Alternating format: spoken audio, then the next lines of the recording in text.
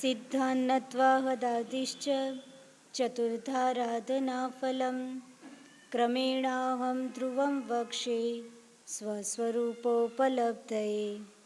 नमो अरिहन्ताणं नमो सिद्धाणं नमो आयर्याणं नमो वज्रायाणं नमो लोये सवसाहुणं।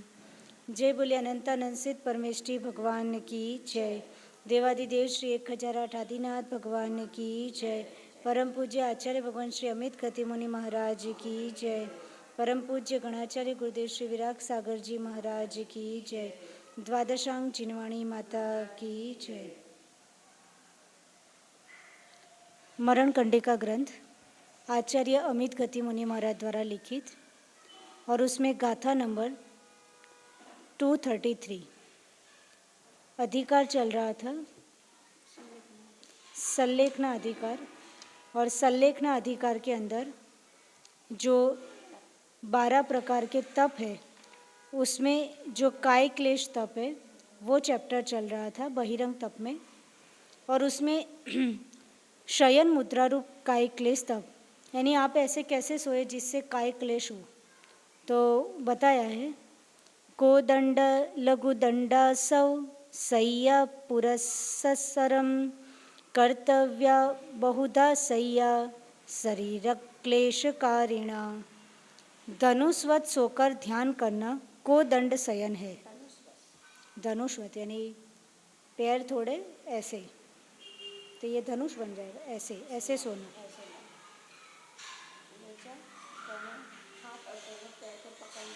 अरे ऐसा नहीं होता, ऐसे सोना वो कोदंड शयन है। दंड के सदृश शरीर को लंबा कर सोना लघु दंड है। एवं मुर्दे के समान ऊपर मुख करके चित्त सोना यानी सीधा सोना, जैसे अपन एक करवट बदल के सोते हैं और एक करवट बदल के अपन जो ऐसे सोते हैं वो क्या हो गया कोदंड शयन। करवट बदली, करवट अपन ने ली और स्ट्रेट सोए तो वो हो गया लघु दंड।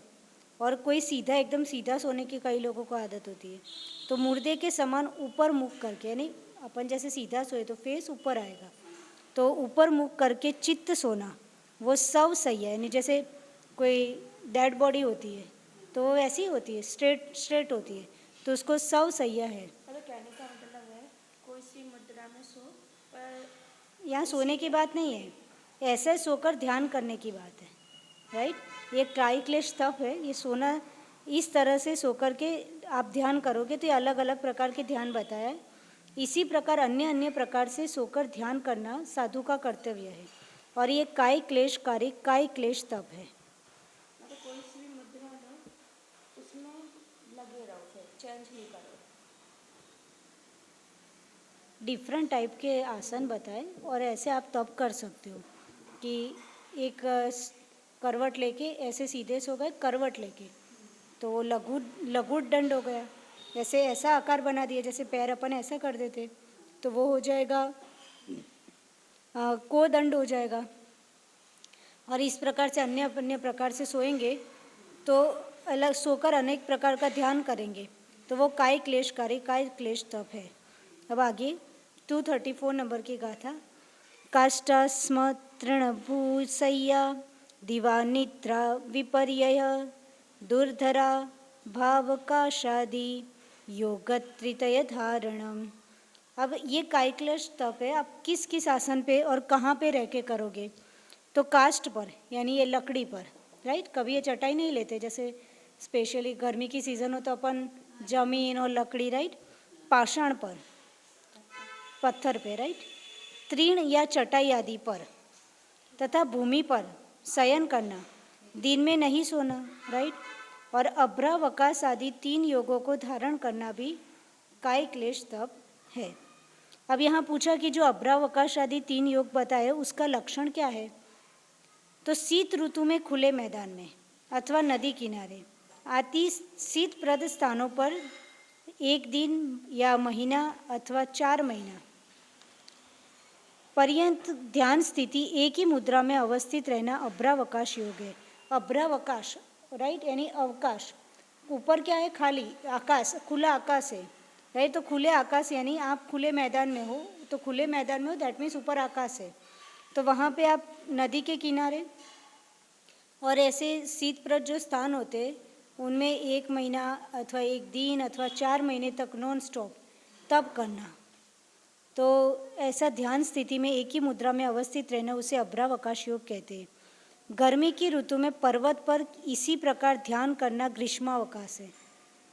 गर्मी की ऋतु में पर्वत पे ऐसी कोई शिला होती है वो कितनी तपती है, तो उसके ऊपर ध्यान करना ग्रीष्मावकाश आतापन योग है। और वर्षा ऋतु में वृक्ष के नीचे स्थित होकर ध्यान करना वृक्ष मूल योग है, राइट। वो टपका बड़ा खतरनाक होता है। जैसे पूरी बारिश के नीचे खड़े हो जाओ तो पूरे गीले हो जाओगे, वो हानिकारक नहीं है। पर कोई ट्री है, झाड़ है, और उसके नीचे आप बारिश के मौसम में खड़े हो जाते हो, वो टप टप टप टप बारिश बंद होने के बाद भी वो टपके गिरते रहते हैं, तो वो ज़्यादा खतरनाक लगता है, यानी वो सहन करना थोड़ा टफ लगता है। और ऐसी स्थिति में आप पेड़ के नीचे खड़े होकर के जो ध्यान करा जाता है उसे वृक्ष मूल योग कहते हैं। तीनों या 2 या 1 योग के क्लेशों को शांत भाव से एवं उत्साह स्वेच्छापूर्वक सहन करना काय क्लेश तप, यानी तीनों यानी अभ्रावकाश, ग्रीष्मावकाश और तीसरा था वृक्ष मूल योग। ये तीनों को अथवा तीनों में कोई भी 2 को अथवा तीनों में से कोई भी एक को क्या करो, शांत भाव से और उत्साहपूर्वक स्वेच्छापूर्वक जो सहन किया जाता है उसे काय क्लेश तप कहते हैं।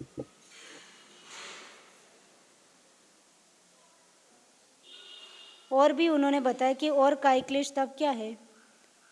दंत धावन कंडूति स्नान निष्ठीवनासनम यामिनी जागरो लोचः काय क्लेशो यमीरितः। दांत नहीं धोना, खुजलाना नहीं, स्नान नहीं करना, थूकना नहीं, रात्रि में भी नहीं सोना और केसलोच करना, ये सब भी काय क्लेश तप है, राइट। ये सब भी काय क्लेश में, केसलोच होता है तो कष्ट तो होता ही है ना, तो ये सब क्या है, काय क्लेश तप है। थूकना भी नहीं। हमारे आचार्य का भी त्याग है, वो नहीं थूकते कभी भी। हाँ, काय क्लेश तप का फल। सूत्रानुसारतः साधो काय क्लेशम वितन्वतः चिंतितः संपदः सर्वाः संपद्यन्ते करस्थितः। जो साधु जिनागम अनुसार काय क्लेश तप करते हैं उनके संपूर्ण चिंतित संपदाएं हस्तगत हो जाती है, यानी फिर वो जो सोचते हैं वो सब काम हो जाता है। अब नेक्स्ट बताया विविक्त संयासन, यानी जो काय क्लेश तप करते हैं तो काय क्लेश, हाँ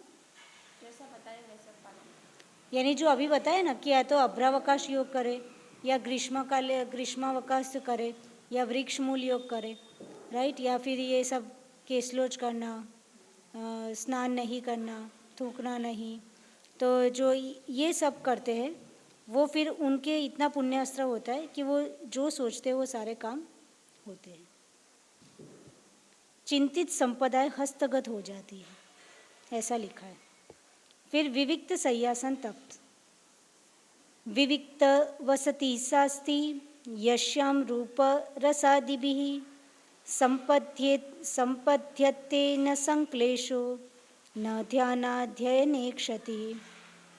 जिस वसतिका में रूप रस स्पर्श आदि से संक्लेश नहीं होता है और ध्यान अध्ययन में क्षति नहीं होती है वह वसतिका विविक्त कहलाती है। विविक्त का मतलब होता है कि जहाँ पे डिस्टर्बेंस ना हो।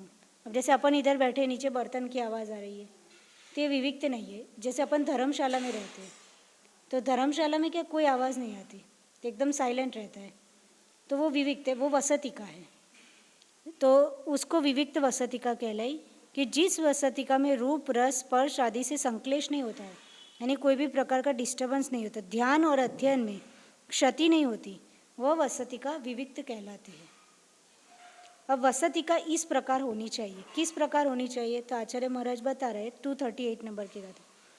अंतर्बहिर्भवासय्यां विकटां विषमां समां वाच्छत्य विकटां सेव्यां रामाषण्ड पशुजिताम् उद्गमोत्पादनाबल्भा दोषमुक्तामपक्रियाम् अविविक्तजनागम्यां